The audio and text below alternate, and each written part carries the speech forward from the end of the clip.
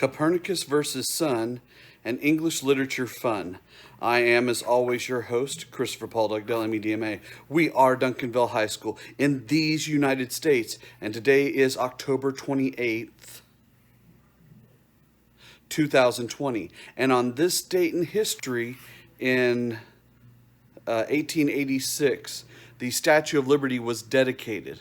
Okay, the spot had already been chosen before, but they finally finished putting it together after 10 years of construction. You know, when you send over all the instructions in French to Americans, it's going to take us a little bit longer to figure things out. So, everyone have a good day, and happy.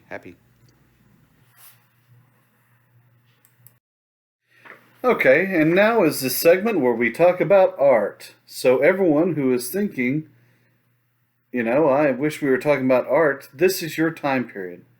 So this is what's known as the Baroque time period. Okay, you have an attempt at dramatic effects to try and get some type of emotions from art and from music.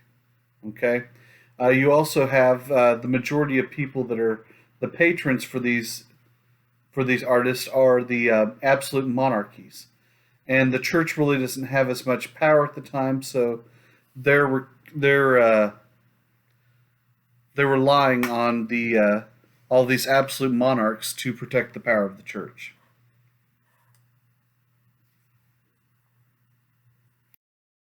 So Gian Lorenzo Bernini, okay, a great Italian artist. He completes the altar in St. Peter's Basilica, that is in the Vatican, and it's just a phenomenal piece. If you ever get a chance to go to the Vatican and see it, I have a picture that I took with my phone, cameratically, on the top left-hand side. By the way, cameratically is not a term, but I did take that picture myself. Pretty impressive, huh? Okay, he also does the square outside. You can see that in the picture right below. And it's this follows a lot of form of symmetry. Uh, you have the papal throne down there at the bottom left-hand side. He also does a sculpture of David with a slingshot this time, and a little bit less nudity than he's shown before.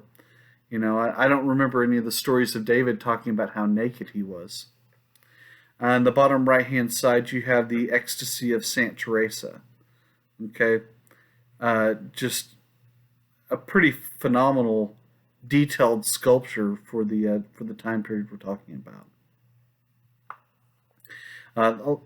You can see, I don't remember if the David is in the Vatican, but I believe the Ecstasy of Saint Teresa is, and everything else that you see in the picture there. So if you ever get a chance to go see the Vatican, this should be one of the top things that you see inside the city.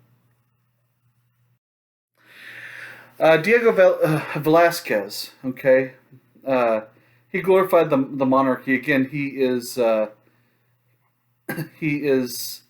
patron, or Philip IV is his patron. Okay, so in this picture, the Maids of Honor, you have a self-portrait that's in there. Okay, so in the very back, you can kind of see him with a beam of light around him. So that's Diego Velazquez,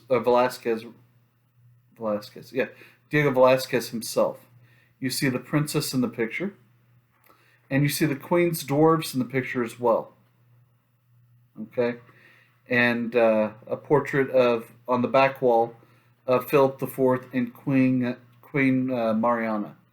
Okay, so a lot of different things going on in this one picture, but again, they're paying for it, so they can pretty much get whatever they want, and they let him get kind of creative, and he's pretty creative in this shot. It's a pretty cool shot that we're able to see.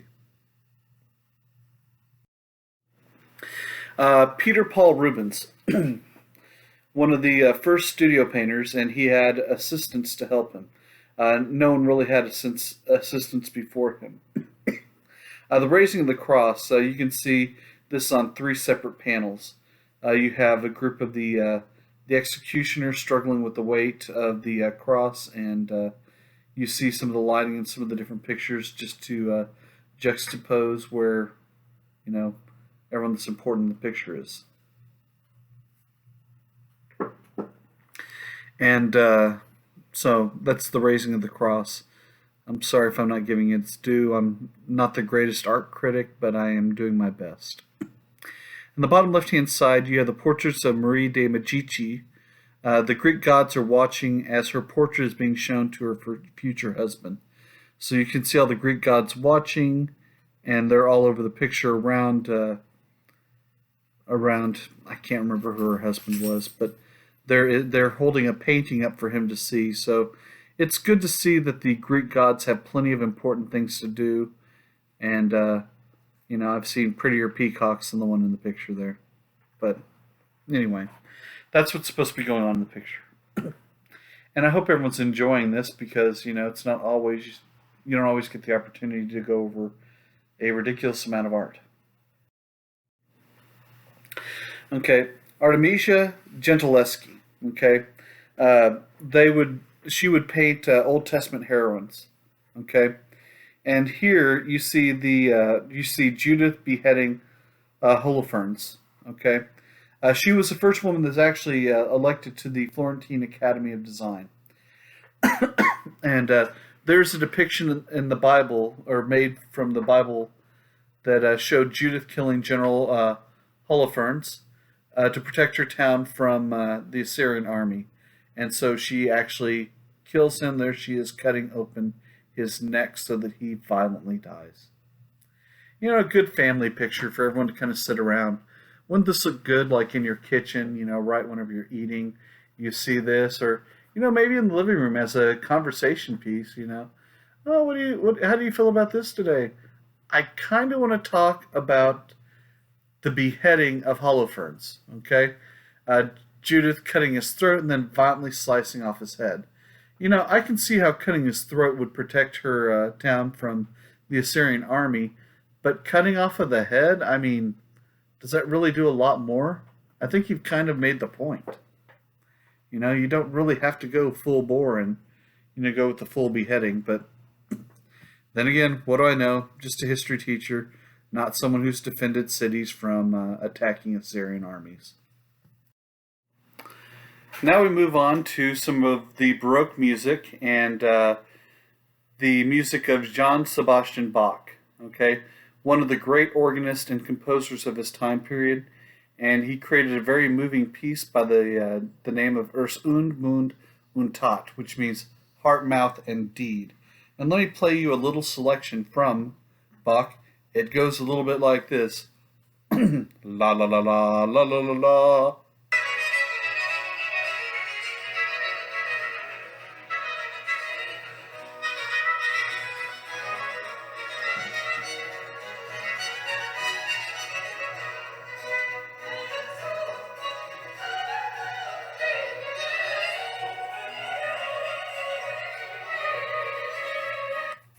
Now you have to understand during this time period that there's no recorded music still, and the only way for you to hear music is to have it played by an orchestra, organist, or somewhere in public, or you had to have someone that could sing.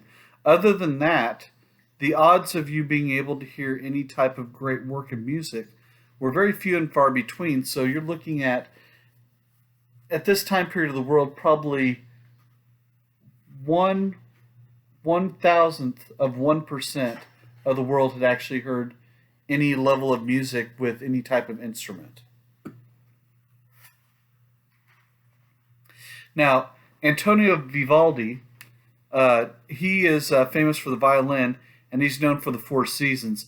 And I know you've heard this music before, so here just a second, and I will let you hear what that sounds like. I don't know why I said just a second, because it's coming right now.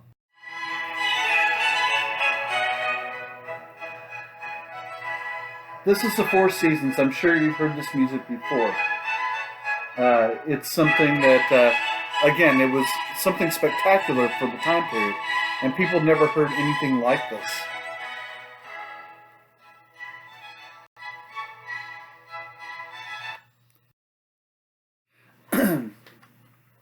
Moving on to George Frederick Handel. Okay, Handel, another one of the greats. Okay, he's most famous for Messiah, which I know you've heard. So whenever I play this here in just a minute, none of you should be shocked. But he started to add things like dance forms and German style to it. So you go from just having a normal music to something with a little bit more flair. So just a moment, and I will play you just a little bit of Messiah.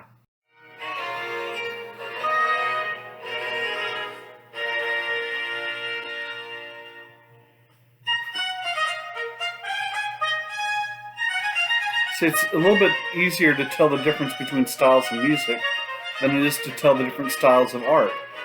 But all this still falls under the same big umbrella of art. So, you can kind of see the origin for some of these things. But again, kind of beautiful and pretty spectacular music. Okay.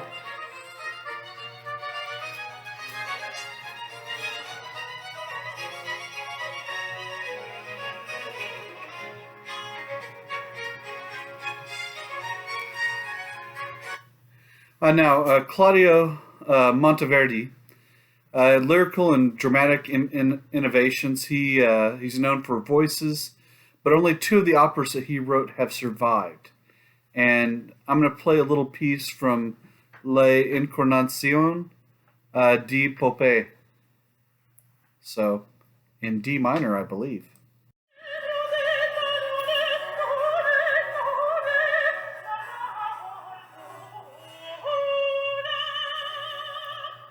I'm going to apologize in advance for getting the song stuck in your head.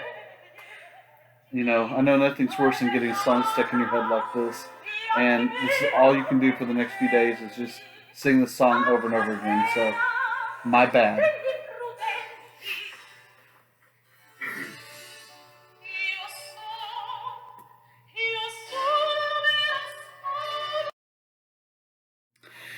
This is also a time of the golden age of literature, especially in Great Britain. This is the Elizabethan era we're talking about, where you have the great works of William Shakespeare. A lot of his works were performed in the famous Globe Theatre, an unroofed theater in London. And even the lower class people were allowed to go and see these plays. They were charged a lower admission.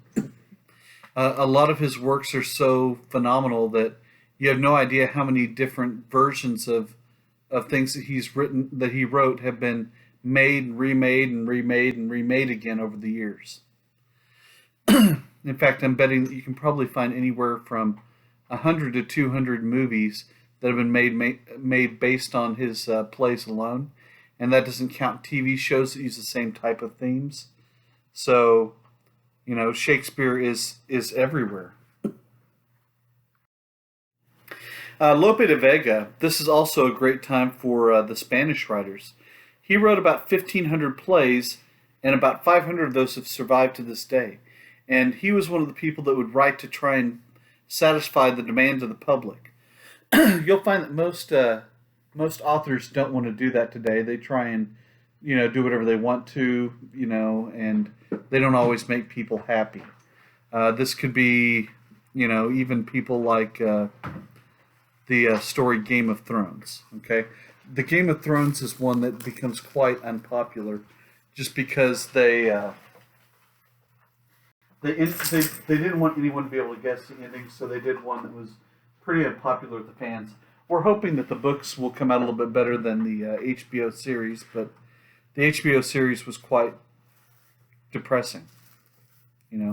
Such a great story. It was characterized as witty, charming, action-packed, and realistic. One of the greatest, most nominal works of the Spanish time period in literature comes from Miguel Cervantes. Now, you remember we talked about the Battle of Lepanto, where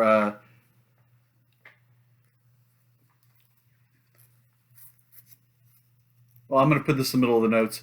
If you can fix food for George, that'd be fantastic right now. Okay. Heat it up for him. I have a dog named George, and right now we want to feed him so he doesn't die of not eating for like an hour. So Don Quixote was a great work that was written by Miguel Cervantes. He was wounded in the Battle of Lepanto, and one of his hands didn't work. So it's kind of like some of my students right now. Anyway, so Don Quixote, he is a man who wants to see the world as he wants to see it instead of as it is. Okay, he's a knight, and he has all these lofty ideas, and he sees the world in a certain way where he sees a prostitute as a lady. He sees this old rundown inn as a castle. Uh, he sees his fat friend who works for him as his squire. Windmills are giants that he's fighting. Okay, and this is kind of the world that's created by Miguel Cervantes. And Sancho Panza is a realist. He sees the world as it really is, but he's trying to help out Don Quixote as he goes through his trials. Okay, and throughout the story, each of them will come to value what the other one says, and eventually, Don Quixote, the protagonist of the story, is defeated or brought back to life by the Knight of Mirrors, who attacks him with a bunch of mirrors that shows him who he really is, and really destroys all of his delusions. But he sees the world as a much better place than it actually is.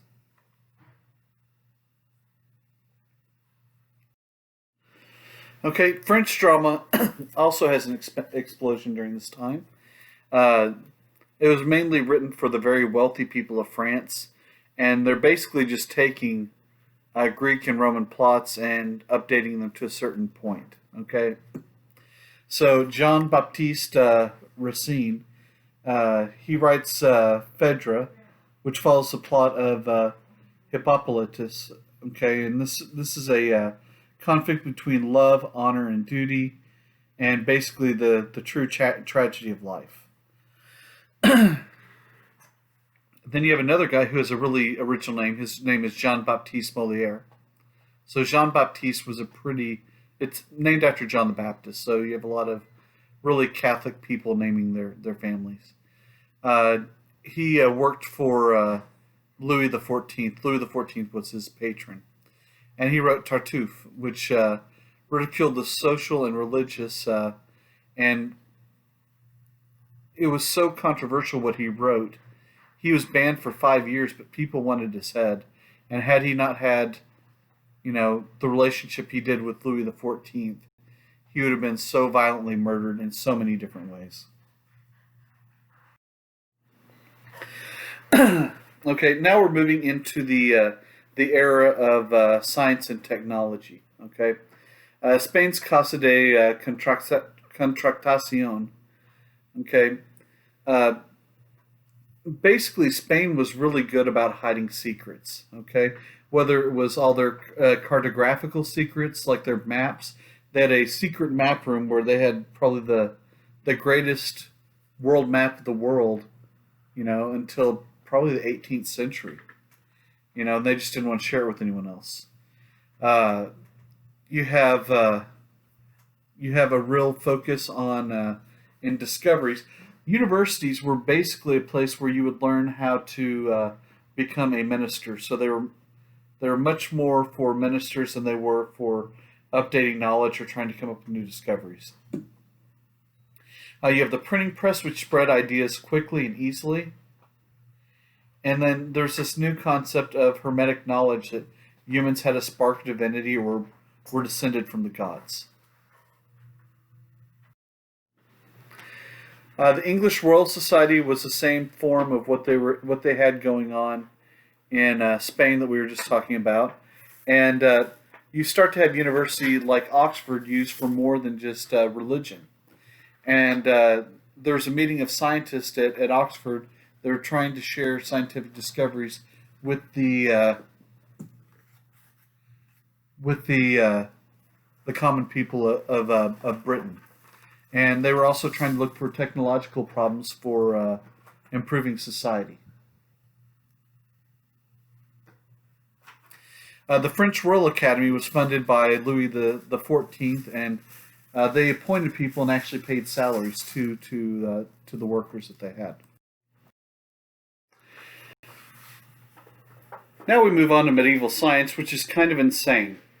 because this is something that was so protected by the church that if you did anything to defy the science that had been there in some cases for 1500 years, uh, you could be labeled as a heretic, you could be burned at the stake, or, I mean, there were all types of level of horrible things that could be done to you. Now, the Renaissance humanists really start to study some of the things that were left by the Greeks and the Romans, and the church will go really quickly to adopt them. You have philosophy with the studies of Aristotle and Plato and even Socrates. With Galen, you have the study of the human body, where they were still basing everything they knew about the body on his studies, where they said that the liver was the organ that pumped all the blood through the body, and that there were two types of blood that you had. And that system, you weren't allowed to do any type of, you weren't able to do any type of autopsy, any cutting down of old cadavers to learn more about how the body worked. You have Ptolemy and his study of the earth, which we'll talk about, I believe, on the next slide. Archimedes and his principles of density. And so just out of necessity, because they're trying to ship items at this time, you need to know just how much a ship can hold. And so they start to observe and measure just how much a ship could hold, because if you overload a ship, it's going to sink, okay? And no one wants that to happen. So let's get into some of the insanity about how much that the church protected. The church protected everything. So here we go. So Ptolemy was a Greek astronomer who came up with the theory, a geocentric theory of the universe. And this put the Earth at the very center of the universe, and everything else revolved around it. And the church embraced this theory, and if you did anything to try and upset this vision of what the way the universe worked, you're questioning God, and therefore a heretic and an enemy of the church. Okay? So if you're paying attention, not a good thing. So let's go to the anomaly to this rule. And that anomaly would be a man by the name of Nicholas Copernicus. And he spent a lot of time observing the rotation of the planet, the rotation of constellations, the paths of different planets. And he wrote a book that was called On the Revolutions of the Heavenly Spheres. And here he put together a heliocentric theory of the universe, that all of the planets revolved around the sun, except for the moon, which revolved around the earth. This attacked the belief that the church had that the earth was the center of the universe, and it was the center of the universe because God wanted it to be the center of the universe. Now, the reason that nothing happens to Copernicus is he wrote this book right before he died. So any of the consequences that come from writing such a shocking piece of literature were ignored because he was dead. Now, well, actually, so Tycho Brahe was given a Danish island to build Uraniborg Castle. And here he had an observatory and instruments to track the stars. Again, if you're going to track the stars and become an astronomer, you need to go to a place where there's not a lot of light. So you can't go to any major cities. You need to be far away from that. But he also rejects the Aristotelian or Ptolemaic system. And he ends up taking an important scientist by the name of Kepler as one of his assistants. And, this is going to lead to something really bad for some of the scientists that come after them. So this leads us to the end of today. I hope you all enjoyed this. I hope you all enjoyed this very much. I will see you all soon. With love, peace, and joy for everybody.